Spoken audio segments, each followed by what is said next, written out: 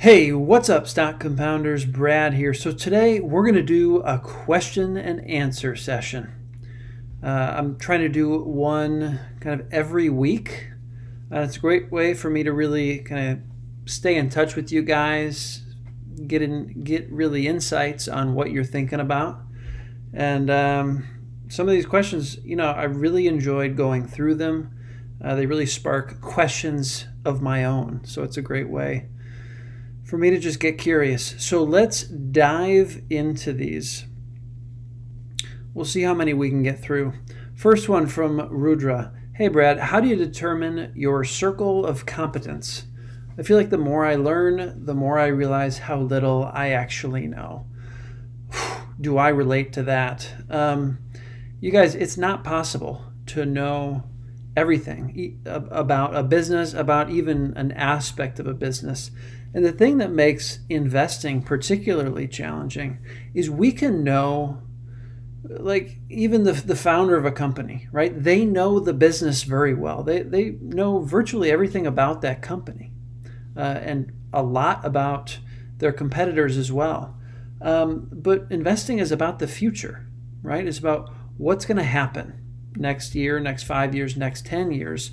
And it really is, it's very difficult to accurately predict anything, 5 or 10 years out into the future. So, I don't really think about my circle of competence. I, go into researching businesses that are interesting to me. And, once I feel like I understand enough about the business to put some money down, to feel like I'm making an intelligent investment, that I'm going to get, a solid return on that money going forward, I put some money down. And I will say, Pabrai says, and I'm kind of parroting him here, you don't usually know that much about a business until you own it. So, I would say don't hesitate too much to open a little stake on a business that you're diving into, that you're interested in, because that can really help you get to know the business better once you have skin in the game. It, makes you more driven to really understand what you own now that you're an owner of that business. So I don't think about circle of competence. To me, it's really just, what am I interested in? What am I capable of understanding based on my background, based on my interests? So that's how I think about that. But it is so true. The more I learn, it's like I'm moving backwards in a sense as I learn more. But, such is life. Andrew, to learn how to create generational wealth, read Invested by Danielle Town. It's a fantastic book, I agree. Education of a Value Investor, Margin of Safety, all great books. Create a checklist, rules of behavior, and an investor's work environment based on these 3 books. Research companies that value investors are buying, and only then buy shares in companies that have one of these 4, not one of, all of these 4 boxes checked. Meaning to you, a strong moat, good management, and a 50% margin of safety. Meaning, what you're paying is half of what you think the company is worth. What else would you recommend? What else would I mean, that's a pretty comprehensive list there. Very impressive list. What else would I recommend? Well, I think the hardest part about creating generational wealth is holding on. Okay. So even if you're invested in a company that has meaning, it's got a strong moat, good management, it's available cheap, it can be very difficult to hold on to a stock ownership in a business that's facing challenges, right? And every business will face challenges at some point. So developing the conviction and really kind of downloading this kind of mindset around investing, that to really benefit from this compound growth engine, the easiest way to do that is to own things for a long time. And I mean decade, at least a decade, probably multiple decades. In Chris Meyer's book, 100 Baggers, which I refer to often, out of the 365 stocks, businesses in that study that returned 100 times, the average amount of time it took for the company to become a 100 bagger was 25 years. Okay? So if you're not willing to own a business for 25 years, it's probably going to be more challenging to create generational wealth versus those who are willing to own a great business for that long through the ups and downs. So, I would emphasize that. But Andrew, fantastic, pointers here. Ravi, in the recent Manual of Ideas interview, Pabrai talked about how he will only invest in great businesses that he can hold forever. I'm going to have to double check that he said that. Holding a business forever is a great concept. But, as technology gets more and more advanced, it's harder and harder for a business to, last longer and longer, to, have a strong moat decade after decade. The rate of capital destruction, right? Capitalism is brutal, and companies are getting chewed up faster and faster as technology advances. But anyway, let's keep going. I feel his SRG bet was more about buying a dollar bill for 30 cents because it is definitely not a great business, and he might be selling soon. Thoughts? So Pabrai, in his latest letter to shareholders, said, SRG, he's basically going to be watching it over the next 5 to 15 years. Okay, so he's not planning on doing anything with it sooner than 5 years, and so his likely exit will be from that 5 to 15 year time frame, which that's not forever. It's probably shorter than his ideal of holding these long-term compounders. And I'm not sure if Pabrai is seeing Seritage as a long-term compounder. Pabrai owned Seritage a number of years back. I think it was like 2016, 2017, somewhere in there. So, part of what might be happening with Seritage is Pabrai just knows the business really well. And he knows, now that Sears is out of the picture effectively, that downside risk is gone. And so, I don't necessarily think he sees it as a long-term compounder. I don't know if he sees it as buying a dollar bill for 30 cents either. I think it's probably somewhere in between. That's my best guess on that. JJ, biggest mistake of omission. Charlie and Warren always say, theirs is Google was a big one. So companies that I should have known enough about to buy them as investments, but I didn't for whatever reason. So there's 3 that really come to mind. Amazon, and of course these are easy to kind of spot in hindsight.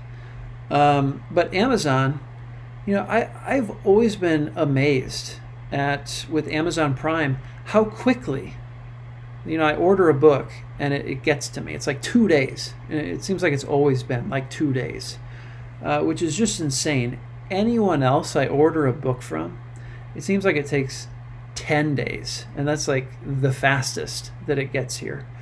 So I've always been blown away by how, customer oriented Amazon is. I don't even know how they do it. It's kind of a magic trick. I think they're probably losing money on, how quickly they're able to ship these things, at least in the short term. So Amazon is a big one for me. It was very clear early on to me that Amazon had some secret sauce. They had some magic sauce. Another one would be Costco. I've always been just shocked, frankly, at how cheap food is at Costco.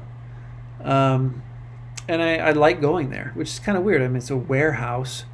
There's nothing, there's no bells and whistles there. But there's something about, I don't know what it is. I don't know, but I've always liked Costco. I've always enjoyed shopping there. I've loved the deals. And just like Amazon, they have a recurring revenue business, right? Costco charges the kind of annual membership fee. Amazon Prime, you've got that annual fee as well. So that recurring revenue is huge. It's so sticky.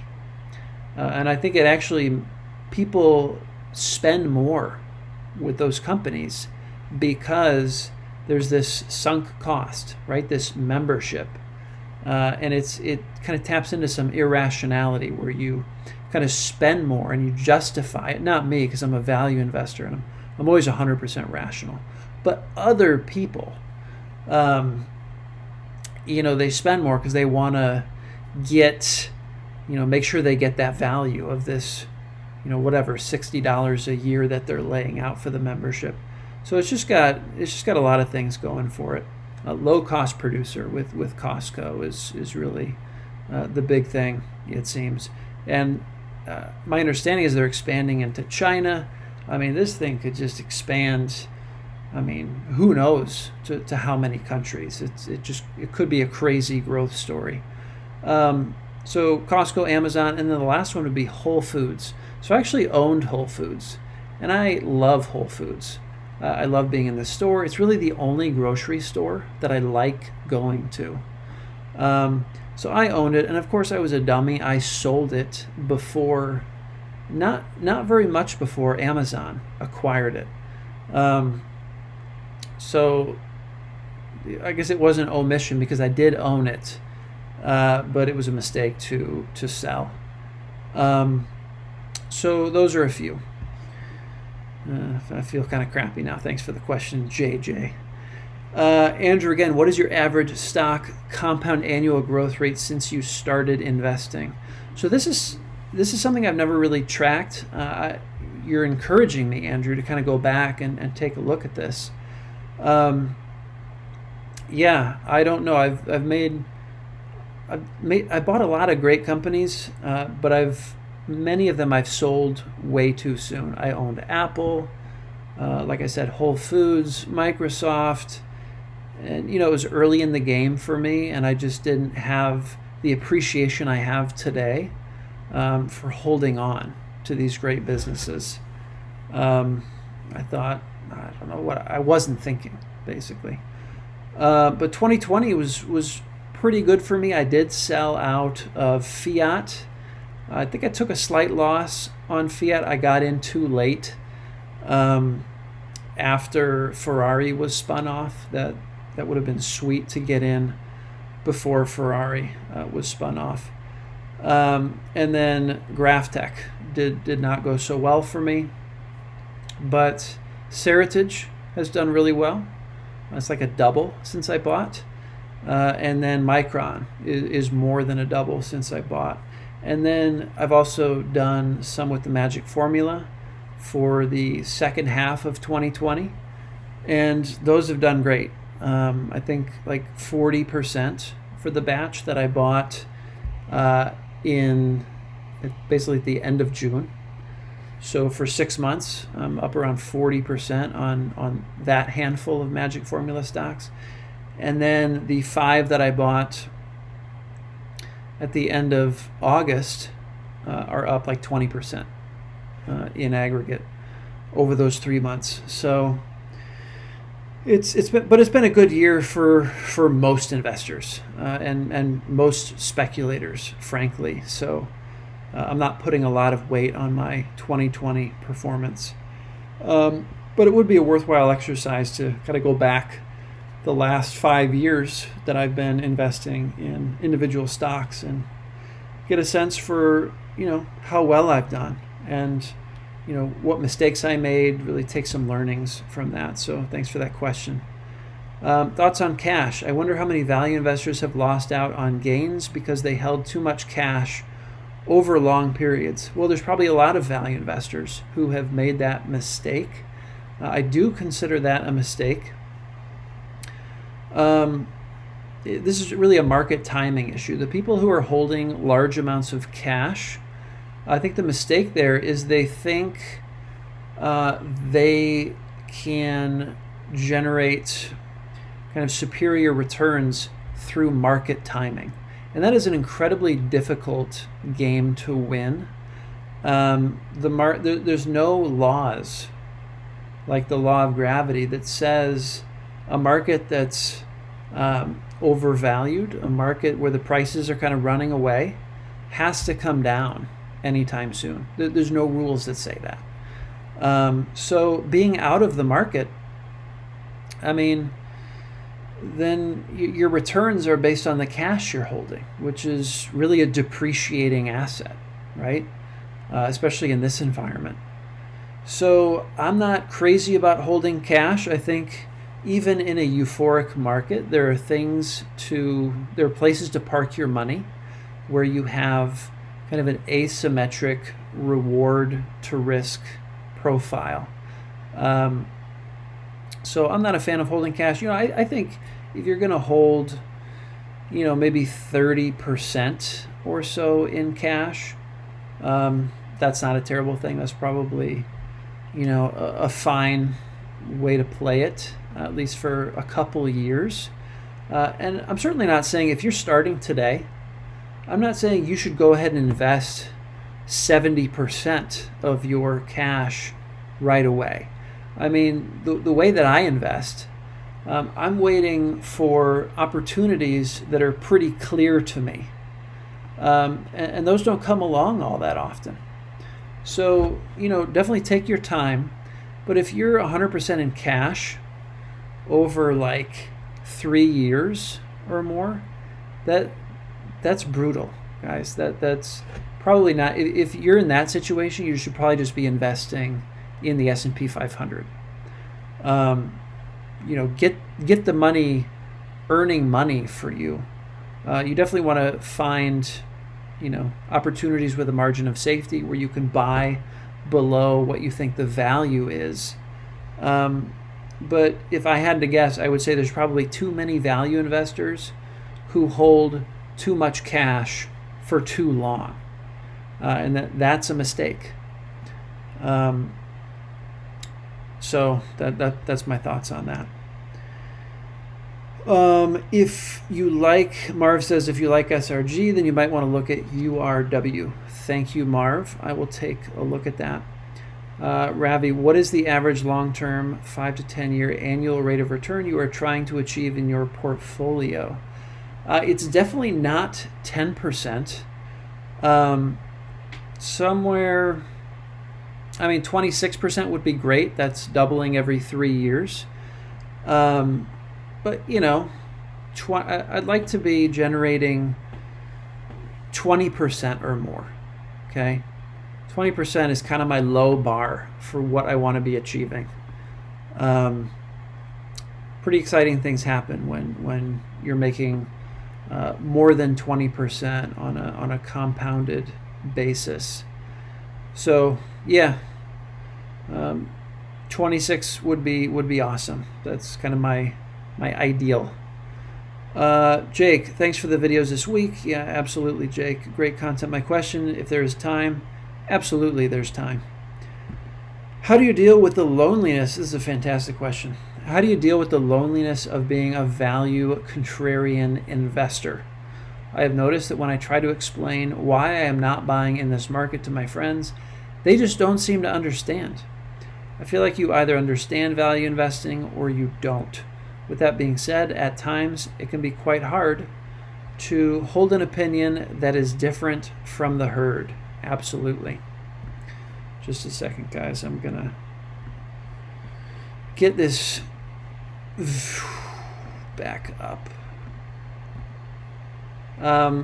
It's a great question. And I got to tell you guys, this is a big part of why I started a YouTube channel.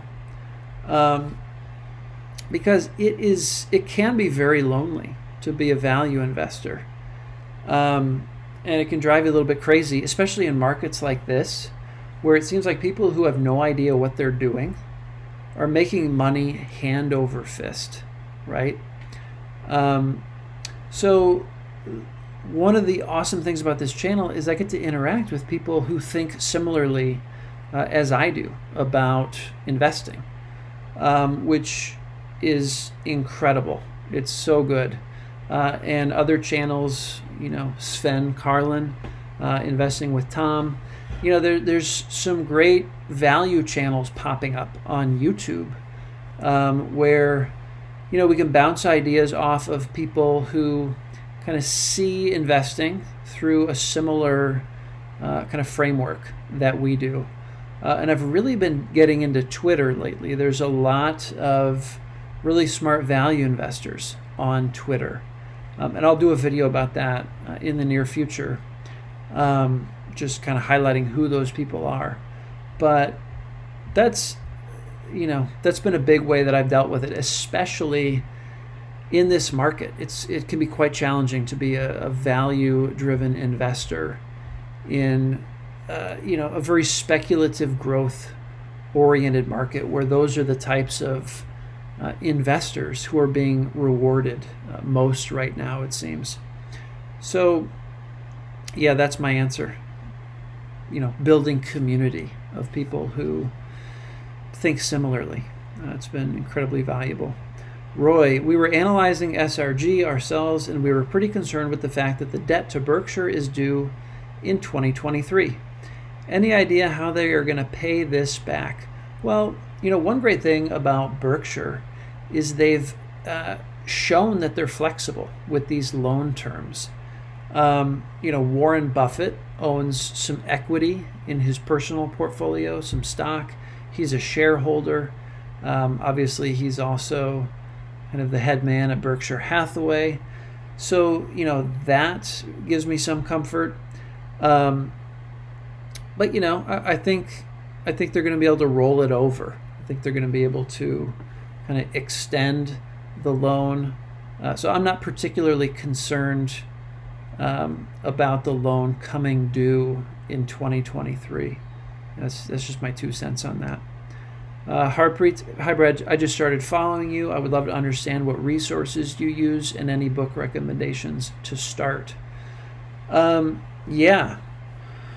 What resources do I really like? So a couple websites. So Corner of Berkshire in Fairfax is a message board. It's fantastic. Highly recommended. Value Investors Club is another website where investors pitch ideas. And you can just go on there every day and kind of read through the first couple paragraphs of each investment pitch. And just, start to look at companies as these great investors are looking at them. So kind of develop some frameworks for how to analyze investment opportunities. That's Value Investors Club.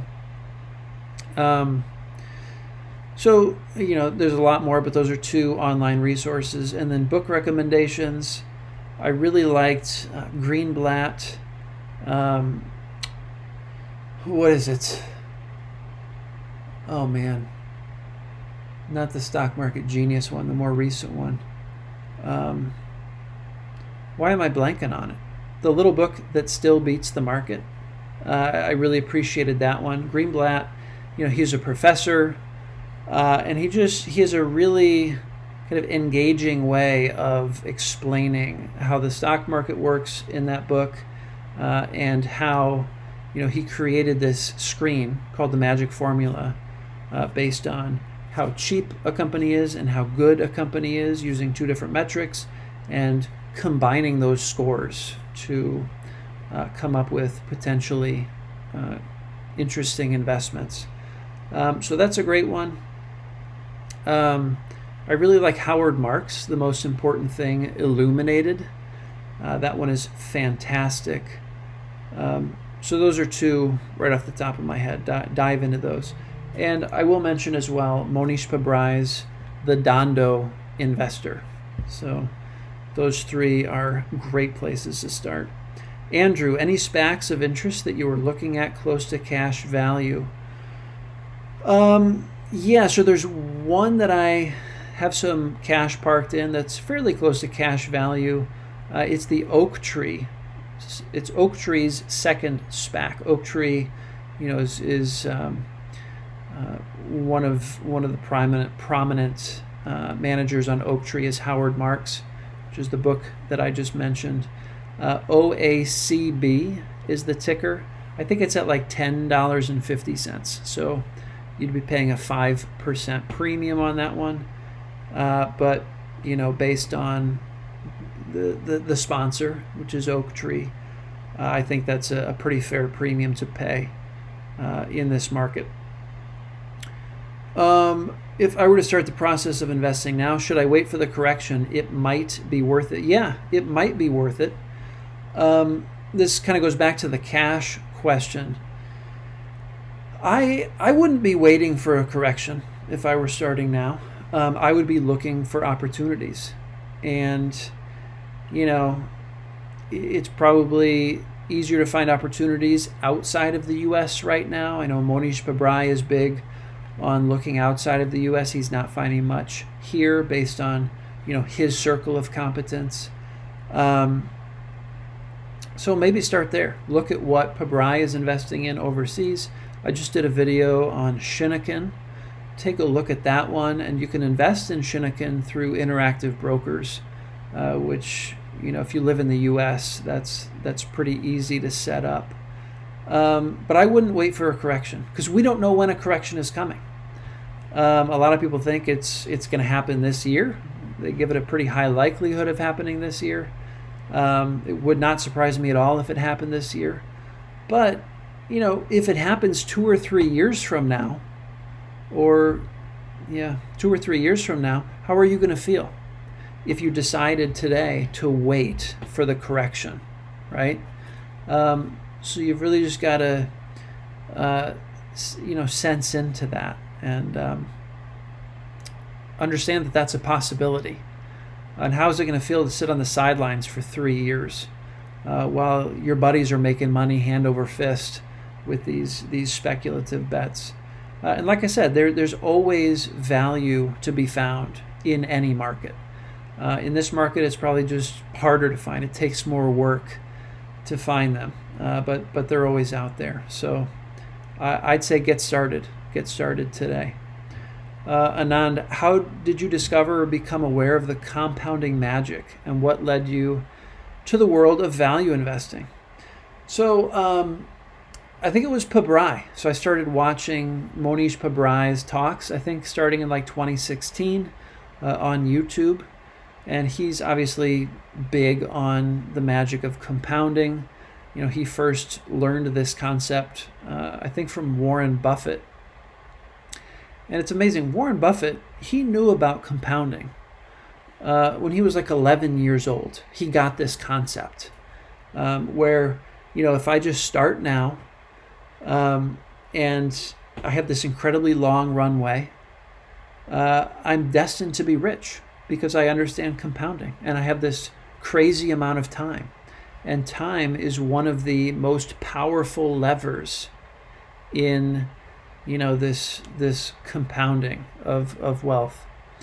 It's really, the two very powerful levers in compounding, time and rate of return. Okay. And you don't need a very high rate of return if you have a very long runway. You can invest in an index fund. If you have 60 years and you just, put money each month into the S&P 500 index, you're going to be crazy wealthy in 60 years. And it doesn't even really matter how much you're putting in each month because the time factor is just so powerful over that many years. So it was from Pabrai, and he also led me to the world of value investing. So you guys, if you're not binging Pabrai videos on YouTube, I mean, I highly recommend it. It's really what lit a fire under me. Madcon, 3 book recommendations you read about investing, excluding Pabrai, Phil, Buffett, Meyer, Greenblatt. Well, you didn't exclude Howard Marks, so I would highly recommend Howard Marks, The Most Important Thing, Illuminated. You didn't mention Klarman. I would say Margin of Safety by Seth Klarman. And I just read one, The Psychology of Money by Morgan Housel, I believe is his name. Fantastic, The Psychology of Money. So those are 3 that I highly recommend. Just getting started, what are your thoughts on buying an undervalued stock that keeps getting cheaper? Yeah, that's tough. Well, if it keeps getting cheaper, it probably wasn't undervalued. Okay? Valuation is really all about projecting what you think the cash flows of that business are going to be from now until Judgment Day. And if it keeps getting cheaper, you probably got that wrong. You probably projected those cash flows incorrectly. Or maybe you did the best you could. Maybe you actually did it well, but there was an outlier probability that something was going to blow up with that business based on unforeseen circumstances, in the markets. And that's what unfolded, even though there was a low probability of that happening. But if you do good valuation work, this is something Greenblatt says, if you do good valuation work, the market will agree with you, okay? You just don't know when the market will agree with you. And it's usually said that, within 2 or 3 years, the market will probably agree with you if you do a good job of valuing a company. Should you be satisfied with a large position at the target price or continue to buy lower, creating a massive position? So personally, it's a good question. Say I buy something at 10 and I put, like a 10% bet. So $10 per share, 10% bet of my, investable portfolio in that company. If it drops and I'm fine, having it as a 20% portion of my portfolio, yeah, I'll buy more. But if it drops further and I'm, if I already feel like I'm at capacity for that company in my portfolio, I'm not going to keep buying, okay? Because what can happen, what I've seen happen, is you can keep buying as it goes all the way down, and then it turns into a zero. And you don't want to fall into that trap. So, you've got to know what your maximum exposure is, and have the discipline not to exceed that maximum exposure, even if the price keeps coming down. So that's how I'd answer that. In quarter 3, Lilu bought into Facebook at 261. It seems that Facebook will continue to face strong headwinds. Curious about that. I don't know that they will continue to face strong headwinds. Its share price now has fallen to below 261. What are your thoughts on the valuation of Facebook? I think Facebook is probably a reasonable buy at current prices. Lilu is one of my favorite investors to clone. Facebook seems like, it's got a lot going for it in the next 5 or 10 years. So I haven't done a valuation on Facebook recently. It may be undervalued. I think there's probably a lot worse you can do in the stock market than buying Facebook right now. That said, I haven't bought Facebook. It's not quite at the price I want it to be before buying it. And honestly, I'm not fully bought into Facebook at this point. I do think There are sentiment headwinds that Facebook is facing, with people leaving WhatsApp, going over to Signal. Zuckerberg, I'm not quite sure how in tune he is anymore with his customers. I've gotten a little bit more skeptical about Facebook, but it could very well be undervalued at the current prices. Have you thought about looking in the UK? So I never really look in particular countries, okay? It's not like, oh, Japan looks interesting, I'm going to try to find something there. The way I go about it, my kind of top filter for ideas is looking at what the best investors in the world are doing, who invest in a way, who invest similarly as I do, kind of big bets, infrequent bets. And I haven't really seen anything coming out of the UK lately on, based on what these super investors have bought. But if I do, I have no problem investing in the UK. So that's my answer to that one. Would you do a similar valuation on AAH like you did with SRG? I'm not particularly interested digging into AAHH unless someone sends me an elevator pitch and it's very compelling. I haven't dug into it really. I don't think there's many super investors who own it. I know Phil Town does. I don't necessarily consider him a super investor. So if somebody sends me something that's really compelling, yeah, I'll probably dig into it. What's your performance for 2020? I kind of went over that a little bit earlier. Are you a full-time stock investor now? No, I am not a full-time stock investor. This is a hobby for me, but it's a fun hobby. I'm hoping this YouTube channel can start to account for more and more of my income, and I can move more to kind of investing full-time and creating content around investing. That would be awesome. Daily readings. Really what I look at daily is corner of Berkshire and Fairfax, seeing there's a thread, what are you buying today? So looking at what other great investors are buying, and then also looking at Value Investors Club to see what new write-ups have come out, and if anything is kind of in my wheelhouse. Those are usually fairly quick to look at. Podcasts, I really like the All In podcast with Chamath and Jason. It's kind of tech oriented. Yeah, that's the big one. And I've been more active on Twitter lately, just kind of looking through my feed, seeing if there's anything interesting there. Want to know your thoughts on INTC. I don't have any thoughts on INTC. I don't even know, is that Intel or is it something else? Let me look it up real quick. INTC, Intel, yeah.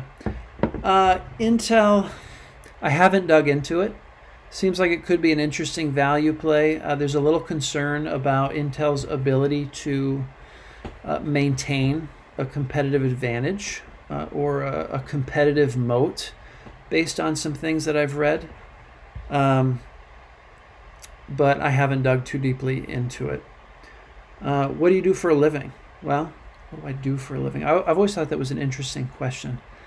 I have two very young kids, and I'm fortunate to be in a financial position right now that I can spend a lot of time with them. I do some landscaping. So my kind of past real passion, interest was permaculture, edible landscaping, kind of along the homesteading lines, self-resilience, self-sufficiency.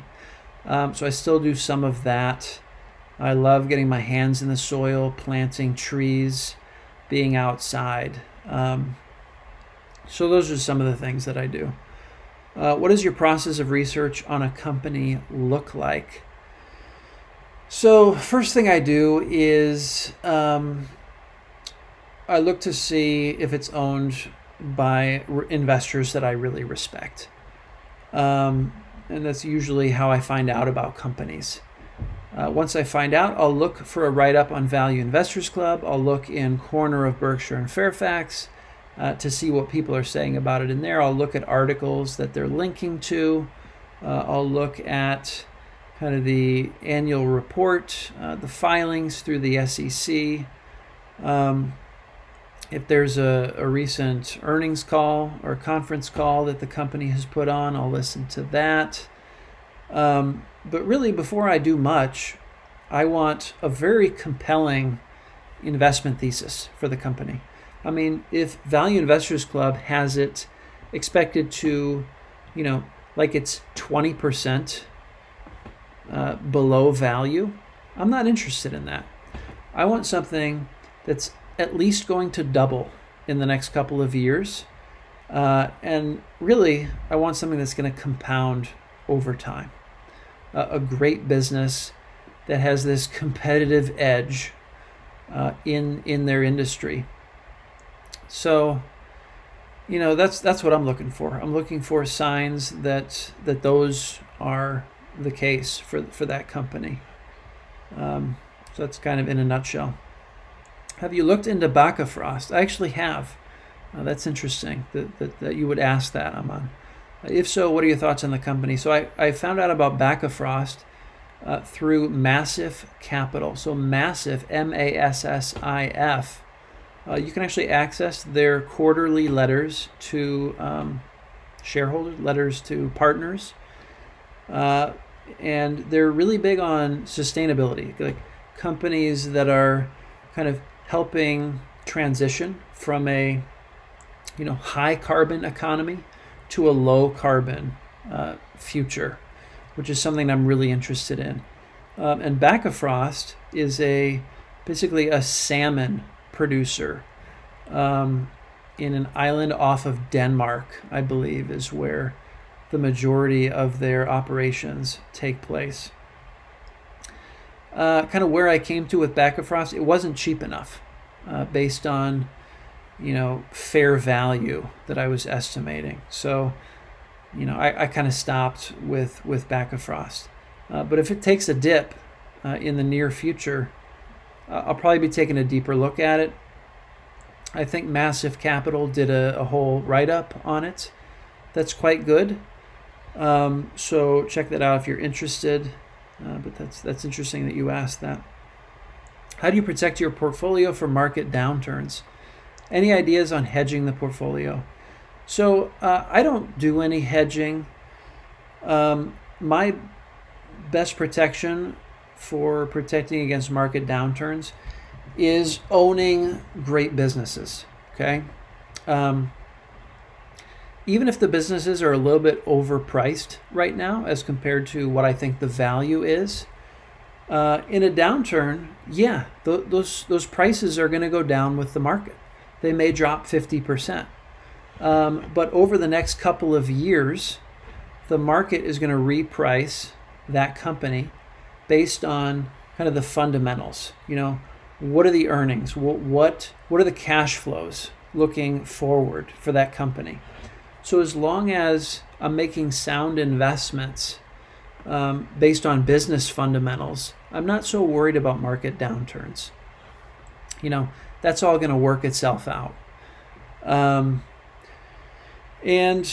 my protection against market downturns is, having some cash. I probably want to have some cash and making sure I have access to capital, once a downturn happens, because that's when you don't want to put a thimble out to catch the gold that's falling from the sky. You want to have a wheelbarrow, right? So just making sure you're in that position. And the easiest way to do that is probably figuring out how to increase your income, right? That's just kind of the low-hanging fruit from my perspective, so that when those opportunities happen, you have the income coming in that you can, direct right into those opportunities, and minimizing your expenses so you can actually divert that income into those investments when they arise. Any updates on Ozark Bank? So I did a little diving into Bank of the Ozarks. You guys, it's in my too hard pile. I can't understand the loans. I